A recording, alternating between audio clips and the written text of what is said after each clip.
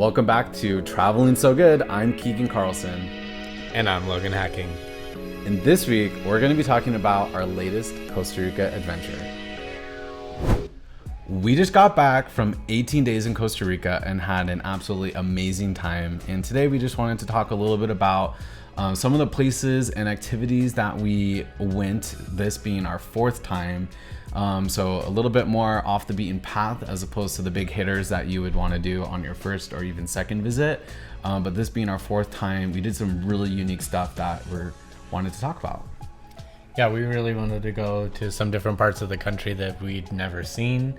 So I kind of suggested going really far north of the country. So we looked into an area kind of called Upala, and we found out that they grow a lot of the chocolate in that region of the country and things like that. And there was some other really cool things that drew us there after we kind of decided to go there. So yeah, and so the chocolate making was kind of like the instigator that started all of it into that region. And then we found out that you can actually go and do a boat ride on the Cano Negro, which is right on the border of Nicaragua. And I was reading a lot of reviews about how tons of people who are interested in seeing different kinds of wildlife can go up to this wetland area and see tons of different birds and animals a little bit easier because you're on, I thought it was more of a wetlands.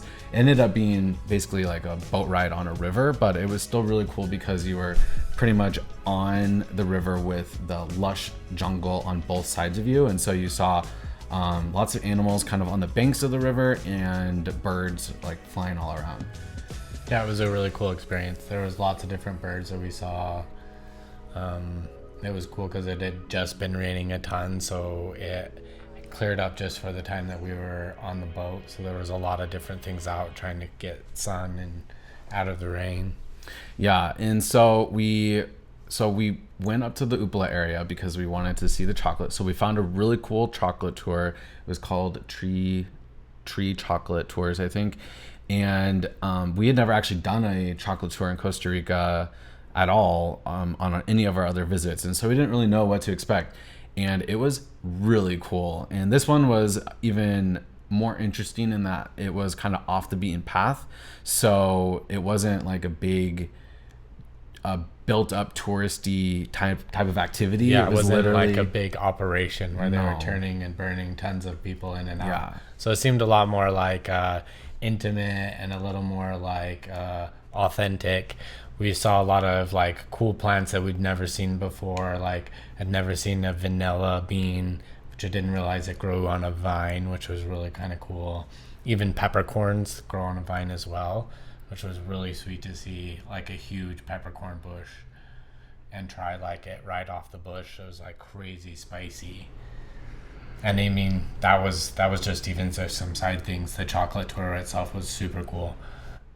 Yeah, and when we were doing our research for booking the chocolate tour, I wanted to make a reservation, and they said, you don't even need a reservation. It's $18. Just show up between like 9 and 4 p.m.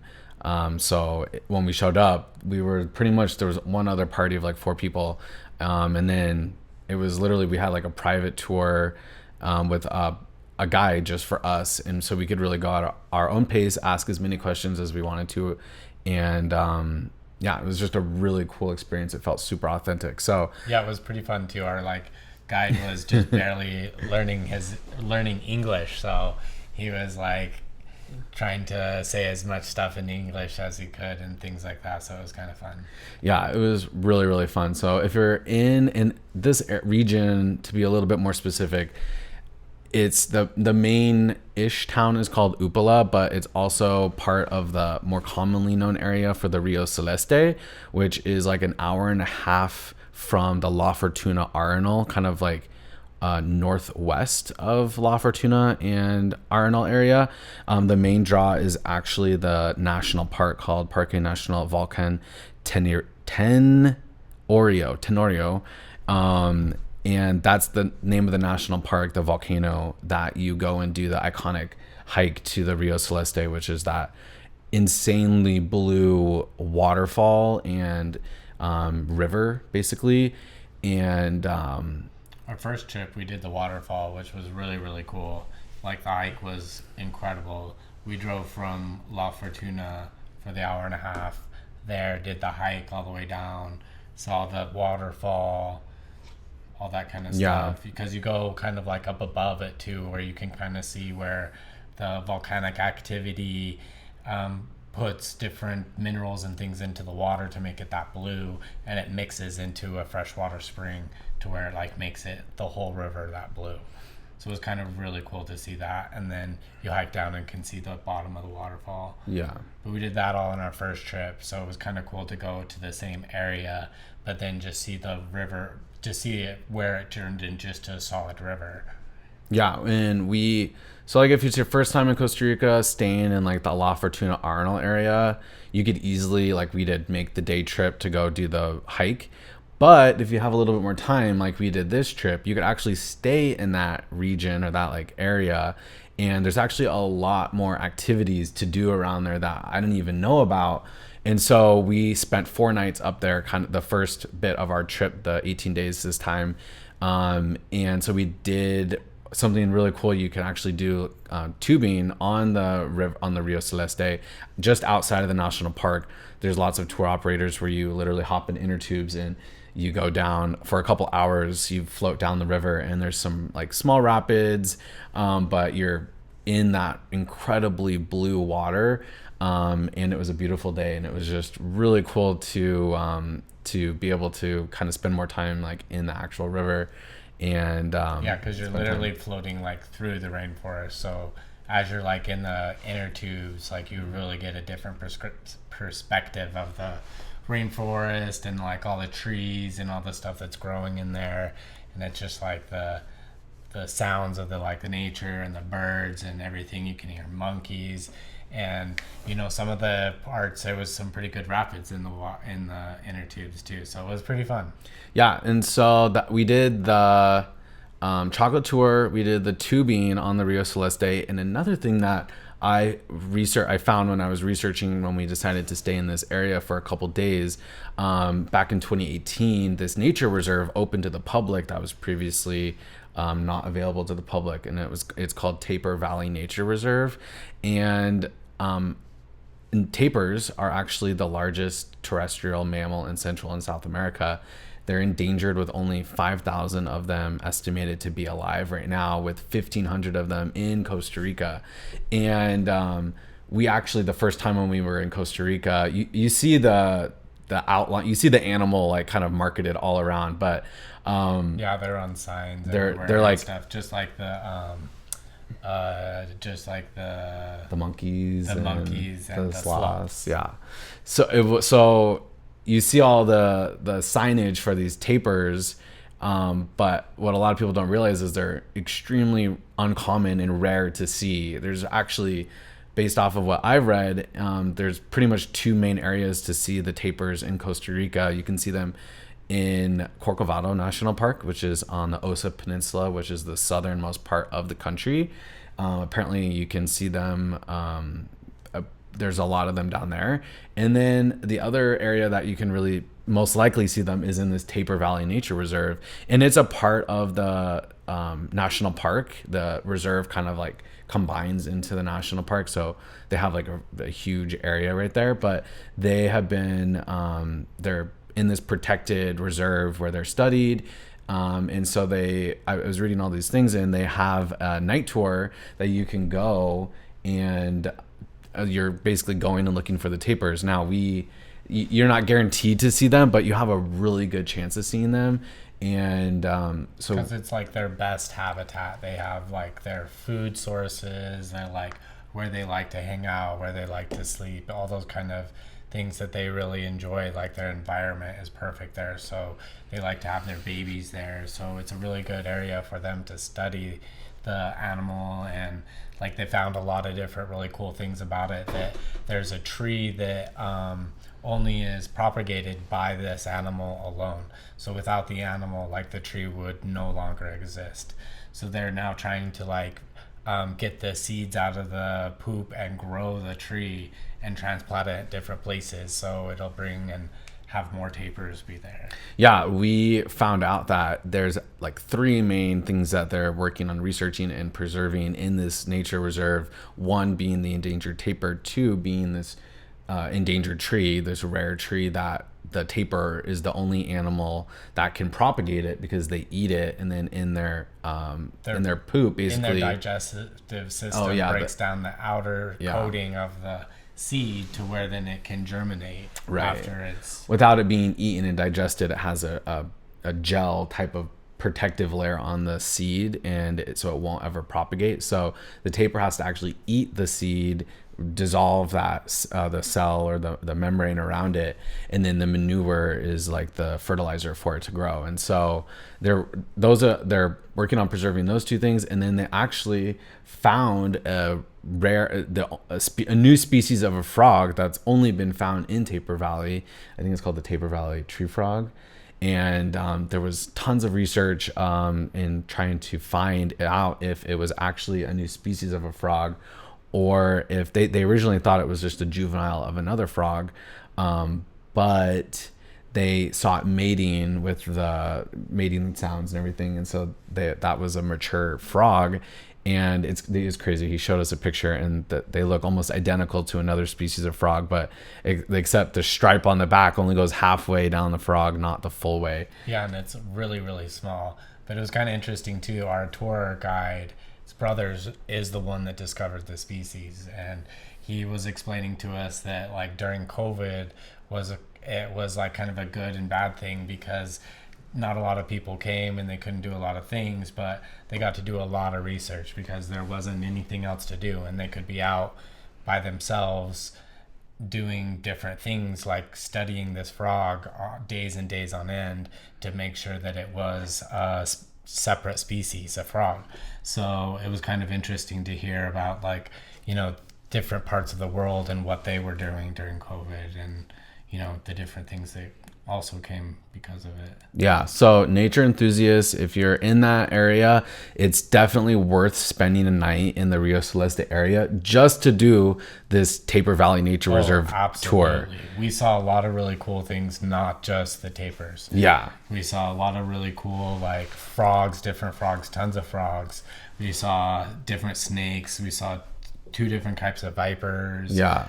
We saw 3 of the most venomous snake in Costa Rica, the Fer-de-Lance viper. Mm-hmm. And so they give you these big rubber boots because you're going in, with swampy. Potentially, yeah.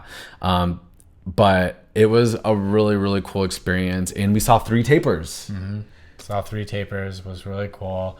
You get kind of close to them because they're now babies that have grown up kind of around, not say humans so much, but around not having so many predators, so they don't get startled and just run right away. So you can kind of really observe them, eating their fruits and different things they like to eat, and how they pick through different stuff. Yeah. And just kind of mosey through the forest is really kind of interesting. And also was really kind of cool is our guide was explaining to us the way their foot is shaped for going through the swamps and stuff like that. It can walk through there almost silently without making any sound in the marshy, swampy water where most animals, especially that size, would make a ton of noise. So it was really, really. It was because he said their foot kind of suction cup, picks up and down, kind of like a suction cup. So yeah, it was really cool. Seeing the tapirs was incredible. Seeing all the other stuff was just a bonus, but absolutely worth it. I think it was like $66 a person for that night tour, so a little bit more than a normal night tour, but it was totally worth it, and all the money goes to preserving the tapirs in this valley and the reserve. So yeah, I would highly recommend doing it. And if you like doing a night tour, I'm not really a huge fan of night tours, but this one was really, really cool. It seemed super authentic. You were getting traipsed around a place with tons of people and walkie-talkies, and spot this, and then you're running down a trail trying to find something. It was nothing like that. It was we're just literally walking through paths, and him explaining different things about tapirs, this kind of stuff, this tree here, and why he likes it, and different animals that we'd see along the way. One thing I do gotta recommend though, make sure you have some incredibly strong bug spray because there was so many mosquitoes. It was intense. The most mosquitoes I've ever been in. One of the most, that I've ever been around. I mean, probably close to one of the most, It was like you would breathe and almost you would be breathing them in. You would like swat your hand past your face and it would just be like you were hitting like little particles. It was incredible. Yeah. But definitely worth it. Yeah. So... And then we had a really cool Airbnb while we were in Upala. Yeah. I had a really cool, it was an A-frame, and we'll link the Airbnb page on our description below, but it was an A-frame on a pineapple plantation. We didn't know really, I didn't know it was on a plantation. It just had private access to the Rio Celeste on it, which was a big booking point for me. Yeah, and a big bonus. It was really cool though because it kind of like sat right over kind of like a pond or where this little creek would pool a little bit. So right out your deck, you had a little pond kind of looking thing, and there was tons and tons of wildlife everywhere. So it was really cool to be able to like just sit on the deck and watch the birds and like so many different frogs you could hear at night. It was really cool, but it seemed like you were more in just the farmland too, which was really, really neat. And being able to like access the Rio Celeste from our Airbnb was really, really fun because you had to go through like the host's farm. Yeah, it was like a 20-minute walk from the Airbnb, like through the pineapple plantation and all the way down to the river, the Rio Celeste. And that in itself was almost like an adventure. And when one of the host's friends was showing us the way, it was kind of cool. She was like a traditional Costa Rican with her and her two kids were showing us the way. They ran off to this one tree to look and see if there was a sloth there, and there was. And the host had mentioned that there were like 3 or so sloths living on the property. And one is almost certain in this one type of tree that the sloths really like. And sure enough, it was there hanging out, and we saw it was supposed to be pregnant too. Yeah, it was a pregnant sloth. And it looked pregnant. It was pretty big. But we saw it then the following day. We kind of went, and I was like, oh, let's go check and see if it's still there. And it was kind of around dusk, and so it was really cool. We get there, and it's the sun setting. It's beautiful, and we see the sloth actually being super active. It was like scratching itself all over, and at one point it literally was hanging by its feet, scratching its head and all these other things.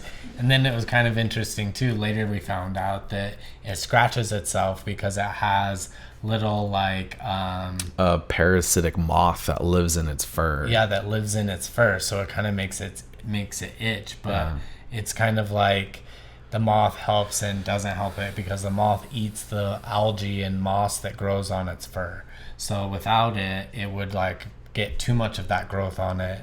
So it kind of helps it stay in its camouflage without being too much.